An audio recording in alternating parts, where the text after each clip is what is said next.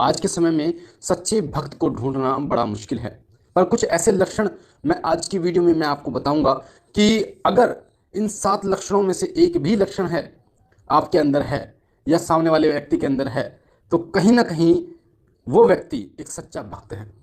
ये लक्षण तय करते हैं कि आप एक सच्चे भक्त हो, क्योंकि सच्चे भक्त के अंदर सदैव ये गुण विद्यमान रहते हैं, सदैव ये लक्षण विद्यमान रहते हैं और आप इन्हें बड़ी आसानी से जान सकते हो।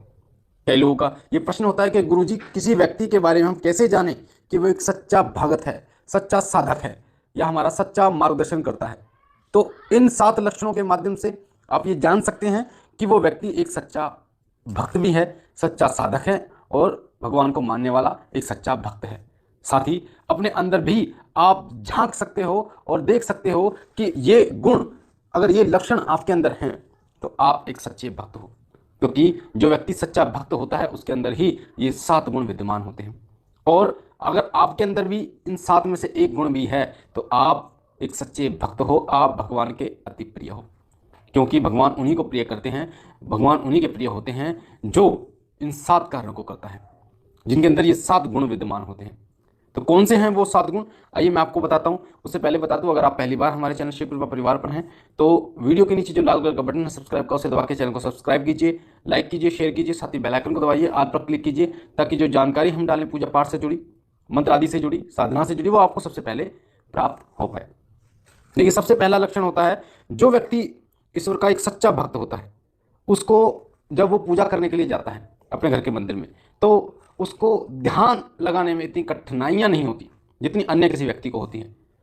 जब वो बैठता है ध्यान के लिए तो मात्र 2 मिनट में उसका ध्यान लग जाता है। इसका कारण क्या है कि जब वो पूजा करने के लिए जाता है तो वो आप अपने आप को और ईश्वर, यानी जिनकी वो पूजा कर रहा है, सिर्फ वो उन्हीं को देखता है। अपने और ईश्वर के बीच में वो किसी को नहीं देखता, ना ही आस पड़ोस में देखता है। तो उसका ध्यान ईश्वर तक तुरंत लग जाता है। तो एक ऐसा व्यक्ति सच्चा भक्त होता है भगवान का, जिसके अंदर नकारात्मक विचार ना होते हैं और बहुत आसानी से उसका ध्यान ईश्वरीय कृपा में, ईश्वरीय चरणों में लग जाता है। वो एक सच्चा भक्त होता है। ये पहला लक्षण है। दूसरा लक्षण होता है कि जब भी कोई व्यक्ति पूजा करने के लिए अपने घर के मंदिर में जाता है तो वो ये सोच के जाता है कि मैं भगवान के दरबार में पेश होने जा रहा हूँ, मैं उनके चरणों में हाजिरी लगाने के लिए जा रहा हूँ, मैं उनकी सेवा में जा रहा हूँ। तो वो व्यक्ति अपने आप को उस तरीके से ही पवित्र करता है, अपने आप को उस लायक बनाता है ताकि वो भगवान के दरबार में पेश हो सके। वो नहा धोकर, अच्छी तरीके से नहा धोकर और अच्छे कपड़े पहनता है, साफ सुथरे कपड़े पहनकर मन को स्वच्छ करता है और हाथ बांधकर अपने भगवान के चरणों में पेश होता है। तो ये दूसरा लक्षण है। जिसको इस प्रकार के भाव उत्पन्न होते हैं, इसका मतलब वो व्यक्ति एक सच्चा भक्त है। तीसरा जो लक्षण है वो ये है कि जब भी वो व्यक्ति पूजा करने के लिए जाता है तो कभी भी वो ये नहीं सोचता कि मेरे घर के मंदिर में तस्वीरें हैं या कोई मूर्ति है। वो सदैव इस भाव को व्यक्त करता है कि भगवान उसके सामने है, भगवान वहां पर बैठे हुए हैं और वो उनकी सेवा में आया हुआ है। वो चरण दबाता है तस्वीर के, तो भी वो ये नहीं देखता कि तस्वीर है वो, कि वो भगवान के चरण दबा रहा है। तिलक लगाता है तो वो भगवान को तिलक लगा रहा है। अगर कुछ अर्पण कर रहा है तो वो भगवान को अर्पण कर रहा है। अगर भोग खिला रहा है तो भगवान को उनके मुख से को लगा के वो भोग खिलाता है। तो वो 100% उसके मन में ये भाव होता है कि भगवान भोग स्वीकार कर रहे हैं, खा रहे हैं। साथ ही चरण दबाता है तो भी उसके अंदर ये भाव होता है। और आपको बता दूं, ये भाव ही होता है जो एक तस्वीर को जीवंत कर देता है। मंदिर में तो मूर्ति की प्राण प्रतिष्ठा होती है, पर घर के मंदिर में तो नहीं होती, तस्वीर होती है। पर उसका फर्क क्यों पड़ता है कि आपके इष्ट देव इतने प्रसन्न हो जाते हैं कि आपके ऊपर सवारी आने लगती है, आपको दिव्य दृष्टि प्राप्त हो जाती है, आप किसी के बारे में बताने लायक हो जाते। तो इसलिए हो जाते हैं क्योंकि आपके अंदर भाव, इसलिए कहा गया है कि भाव से बढ़कर कुछ नहीं होता। अगर आपके पास कुछ देने के लिए नहीं है, भगवान को भोग लगाने के लिए नहीं है, कुछ नहीं है, तो आप भाव से आप सोचिए कि आप भगवान को खिला रहे हैं, आप भगवान को नहला रहे हैं। ये जो भाव होता है यही उनको प्रसन्न करने के लिए पर्याप्त होता है। तो ये तीसरा लक्षण है जो मैंने आपको बताया कि भगवान आपके घर के मंदिर में बैठे हुए हैं। अगला जो चौथा जो संकेत होता है वो होता है कि जिनके ऊपर ईश्वरी कृपा होती है और जो सच्चे भक्त होते हैं, वो जब घर के मंदिर में बैठते हैं पूजा के लिए या मंत्र जाप के लिए बैठते हैं, वो कभी भी उनके दिमाग में ये चीज़ें नहीं चल रही होती कि काम पे मुझे जाना है, मुझे वहाँ जाना है, मुझे ये काम करना। वो उनका मन स्थिर हो जाता है और उनको पता भी नहीं चलता कि उनको करना कितना मंत्र जाप था, कर कितना लिया। मान लीजिए 5 माला जाप करना था, कर लिया उन्होंने 10 माला, तो अधिक माला करने लगते हैं। उनको आनंद की अनुभूति होती है जब वो पूजा करते हैं। तो इसका मतलब सच्चे भक्त हैं, क्योंकि आनंद की अनुभूति उन्हीं व्यक्तियों को होती है जब ईश्वरीय तरंगे आपको टच करती हैं। जब ईश्वरीय तरंगे आपके शरीर के अंदर जाती हैं तो आप रोमांचित हो उठते हैं, आपको आनंद आने लगता है। वो आनंद आपको आने लगता है जो संसार में कहीं नहीं मिलता, सिर्फ ईश्वरीय कृपा के कारण मिलता है। वो ईश्वरीय तरंगे आपको टच करती हैं, वो ईश्वर आपको जब टच करता है, भगवान आपको टच करते हैं, और तब वो आनंद आपको आता है कि आपका मन उस पूजा को करने के लिए ललायित हो जाता है। जब आप नौकरी पर जाते हैं सुबह तो आपको जल्दी लगी रहती है कि मुझे पूजा के लिए घर पहुंचना है। तो ये जो भाव है, ये जो आनंद उत्पन्न होता है, यही आनंद आपको भगवान से मिलन कराता है, और यही आनंद आपको बताता है कि आप एक सच्चे भक्त हैं। तो ये चौथा संकेत है।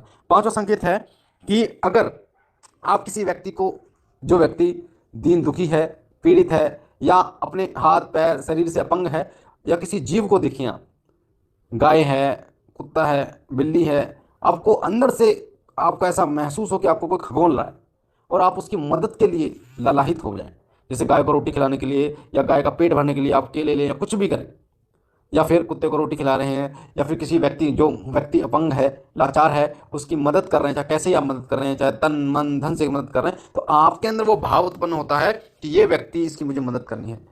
आप अपने आप को उस जगह पर रखकर सोचते हैं तो आप देखते हैं कि कहीं ना कहीं वो व्यक्ति जो है वो आपका शुक्रगुजार होता है, और यही संकेत होता है एक आप सच्चे भक्त हैं। क्योंकि जो व्यक्ति दूसरों की मदद करता है, जो व्यक्ति जीव जंतुओं पर दया दिखाता है, उसको पूजा करने की आवश्यकता नहीं होती, उसे बिना पूजा के ही ईश्वरीय कृपा प्राप्त होनी शुरू हो जाती है। और भगवान उन्हें बहुत प्रेम करते हैं जो दूसरों पर प्रेम करते हैं, जो दूसरों की सेवा करते हैं, भगवान सदैव उनकी साथ रहते हैं। और सातवां जो संकेत होता है वो होता है कि किसी को देखकर ईर्ष्या ना करना। जिसके ऊपर ईश्वरी कृपा होती है, जो सच्चा भक्त होता है, वो किसी को देखकर कभी ईर्ष्या नहीं करता, वो सभी के भले की कामना करता है। कभी वो किसी को देखकर ईर्ष्या नहीं, क्योंकि उसको पता होता है कि भगवान कैसे प्रसन्न होते हैं, उसे पता होता है कि दूसरों से ईर्ष्या करना भगवान रुष्ट हो जाते हैं, दूसरों को दुख देने से भगवान रुष्ट हो जाते हैं। उसको पता है कि उसका जो गिनती है वो चल रही है, इसलिए वो पुण्य अर्जित करने में ही अधिक अपना ध्यान रखता है, अपना अधिकतर समय देता है। तो वो व्यक्ति सदा ईश्वर के पास रहता है, करीब रहता है, तो वो व्यक्ति सच्चा ईश्वर का भक्त होता है। तो ये 7 संकेत हैं। इन 7 संकेतों में से अगर कोई एक संकेत भी आपके पास है, आपके अंदर है, आप उसे महसूस कीजिए, देखने की कोशिश कीजिए कि आपके अंदर क्या इन संकेतों में से कोई ऐसा संकेत है, ऐसा गुण है जो आपको लगता है, तो आप ईश्वर के सच्चे भक्त हैं और आप किसी भी प्रकार से पाप की कैटेगरी में नहीं आते। तो ईश्वर की कृपा प्राप्त करने के लिए उनकी सेवा कीजिए, उनके नाम का गुणगान कीजिए। मुझे आशा है ये जानकारी आपको पसंद आई होगी। पहली बार चैनल पे हैं तो चैनल को लाइक कीजिए, शेयर कीजिए, साथ ही चैनल को सब्सक्राइब कर बेल आइकन को दबाइए, ताकि जो जानकारी हम डालें पूजा पाठ से जुड़ी वो सबसे पहले आपको मिले। बाबा भोलेनाथ आप पर अपनी असीम कृपा बनाए रखें, आप और आपका परिवार सदा सुखी रहे, स्वस्थ रहे। हम मिलते हैं एक नई जानकारी के साथ, तब तक के लिए ओम नमः शिवाय, ओम नमः शिवाय, ओम।